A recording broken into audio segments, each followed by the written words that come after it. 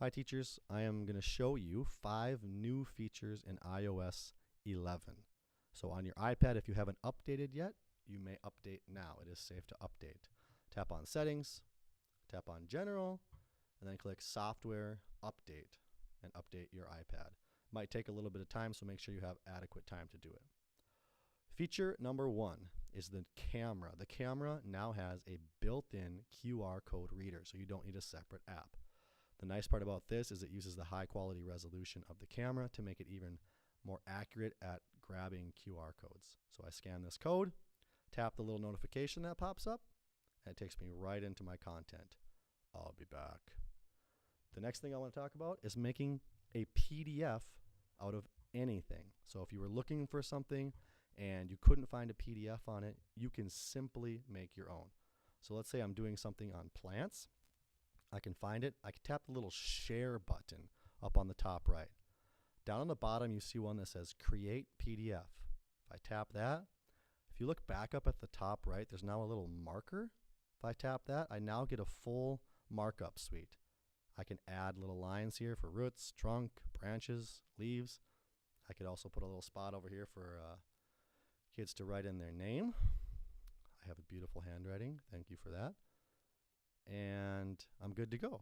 So now I can share it back up on the top right. I can click the share button, or on the top left, I could share it into my Google Drive if I wanted to keep it for myself. Or up on the top right, I now have the share button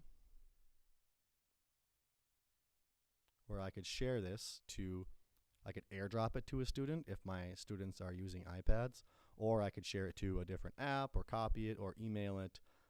Whatever method of sharing I want to use.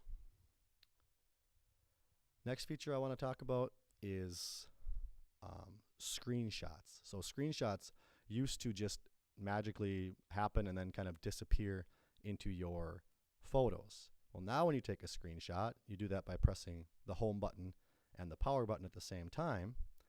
The screenshot goes into the bottom left-hand corner like that.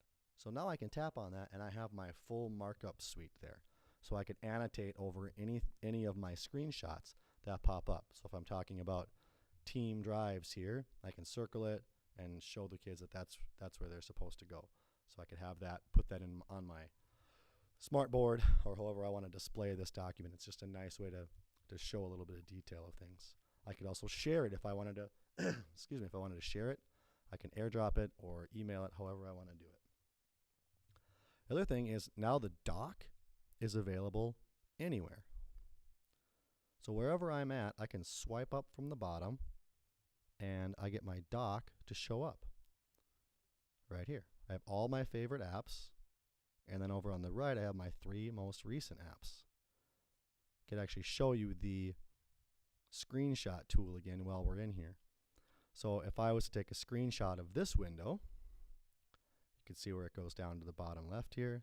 And now I could circle on the right. Those are actually your 3 most recent apps, which is really useful. So you don't have to go back to the home screen and try to find that app that you were just using. It's right there. It's nice and easy for you. Okay. Final thing, or not the final thing, the 4th thing is screen recording, what I'm using right now. If I swipe way up, a big swipe all the way across my screen, you can see that flashing little red circle within a circle. That's a screen recording. You can take a screen recording of anything that you're doing on your iPad, which I think is really neat, especially for showing kids how to do things. Last feature is dragging and dropping. So if I go into my photos, I can touch and hold on a photo, and I can drag this photo into a different app. If I want more than one, I can continue tapping on photos, and they will kind of get added to my collection here. Now, I can actually touch the home button, and I can go into different apps, and it hangs on to those photos. So say I want to email these. I go into Gmail. I already had one in there, but if I just let go of these, it'll put them in there, and now I have those full-size photos ready to go. It's kind of just a quick, easy little shortcut for how to share things.